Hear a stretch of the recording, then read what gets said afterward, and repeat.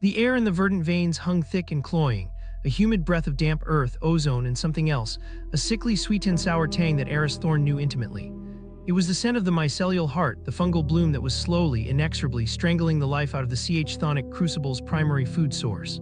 Hunched over a blighted hydroponic tray, his thick spectacles smudged with condensation. Eris looked less like a scientist and more like a priest performing a grim, solitary ritual. His gaunt fingers, stained and calloused from a decade of this thankless work, carefully peeled back a leaf of a dying Nutrivine. Beneath, the shimmering gray-green mycelial network pulsed faintly, a grotesque tapestry woven across the nutrient-rich substrate. It was beautiful in a terrifying, destructive way. Fusarium mycelia chimeri, he'd named it, a grim nod to the project that had promised salvation and delivered only a slow, creeping decay. Another tendril, he murmured, his voice a low rasp in the cavernous silence, broken only by the rhythmic drip of condensation from the whispering wall and the unsettling hiss of a stressed pipe overhead. He logged the observation on his wrist-mounted datapad, the emerald glow of the hydroponic lamps reflecting in his tired eyes. 10 years. 10 years since his academic disgrace, since the surface world had spat him out, since he'd found refuge in this metallic tomb. 10 years of battling this silent, insidious enemy, and still it advanced. He remembered the sterile, unforgiving labs of the surface, the hushed whispers of Thorne's folly, the public humiliation of his project's Cerberus data being debunked. Here in the verdant veins, there were no peer reviews, no grants to secure, only the stark reality of survival. His self-doubt, a constant companion, gnawed at him. Was he truly seeing a solution, or was this mycelial integration just another sophisticated form of self-deception? A desperate attempt to find meaning in failure.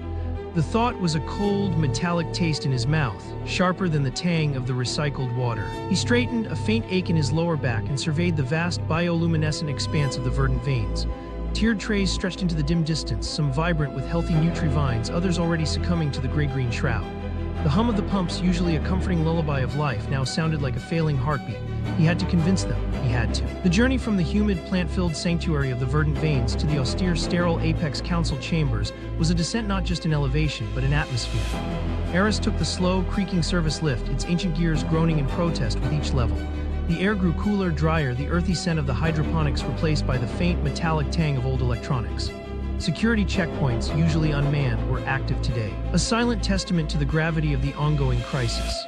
He offered his biometric scan, the red light briefly illuminating the deep lines etched around his eyes, before the heavy pressure-sealed door hissed open. The council chambers were a circular, minimalist space, polished concrete and gleaming steel reflecting the harsh, functional light of overhead fluorescent panels. At the center, a single ancient holographic projector flickered, currently displaying a distorted, pixelated schematic of the silo's failing water reclamation system. Kaelin Rourke, broad-shouldered and stoic, sat at the head of the crescent-shaped table, their deeply lined face a mask of unwavering resolve. To Kaelin's right, Jian Lai, lean and observant, meticulously scribbled notes on a datapad, his expression unreadable. Lena Petrova, her short-cropped gray hair framing a weary, skeptical face, sat opposite, arms crossed, a faint frown already etched between her brows. Eris stood before them, the weight of 100 lives pressing down on him. The fungal bloom Fusarium mycelia chimeri, he began, his voice steady despite the tremor in his hands, is now consuming 37% of our primary Nutrivine cultivation. At this rate, we have less than 3 cycles before critical food shortages. He gestured to the flickering schematic, which now shifted to a grim projection of the blight spread. Traditional chemical treatments have proven ineffective, merely slowing its advance. We need a radical shift. Kaelin's calm, steady gaze met his. Dr. Thorne, we have heard your radical shifts before. 50 cycles ago, the bioaccelerator nearly poisoned the entire water supply. 30 cycles ago, the genetic fortification led to a crop mutation that took 5 years to stabilize. We have protocols established by the founding engineers for a reason. Their voice was deep, resonant, carrying the weight of generations of survival. We will increase the dosage of the standard fungicidal agents. It is a known quantity. A known quantity that is failing. Eris countered, a flash of desperation in his tired eyes. My proposal is not a conquest, but an integration, a multi-stage plan, beneficial microbial introduction to outcompete the blight, and a complete overhaul of the water reclamation system to eliminate the conditions that allow it to thrive. We can transform the Fusarium from a threat into a symbiotic partner. Lena Petrova sighed, a quiet, exasperated sound. Dr. Thorne, overhaul means resources. Resources we don't have to spare on unproven theories. We're already rationing water in the lower hive. What if your beneficial microbes become another blight? We can't afford more risks. She uncrossed her arms, then recrossed them tighter. Jian Lai finally looked up from his datapad, his sharp, intelligent eyes meeting Eris's for a fleeting moment before returning to his notes. Dr. Thorne, Do you have quantifiable data on the efficacy of this mycelial integration in a closed-loop system of this scale? Any preliminary trials? His tone was neutral, data-driven, devoid of Kalen's traditionalist fervor or Lena's risk aversion. Eris hesitated. Preliminary observations suggest a potential yes, but a full-scale trial requires council approval and the resources you are currently denying. Kalen leaned forward, their stoic face unyielding. Then you have no proof, only conjecture. We will not gamble the community's survival on conjecture, Doctor. The motion to increase fungicidal agent dosage stands.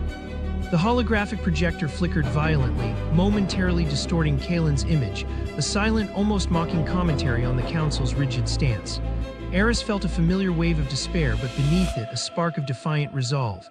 He would get his proof. Alara Vance began her shift deep in the geothermal grottos, the crucible's primal heart. The heavy-duty industrial lift groaned its descent, the sound-dampened shaft doing little to mute the deep, resonant thrumming that intensified with every meter. She offered her biometric scan, the green light a fleeting comfort in the oppressive warmth. The air, thick with the faint, sulfurous scent of the Earth's core, clung to her heat-resistant gear. Her wiry frame moved with practiced agility through the narrow, winding tunnels, her bright, unruly red hair escaping its ties despite the humidity. Her hyper-acute sensory perception, a gift and a curse, was in overdrive here.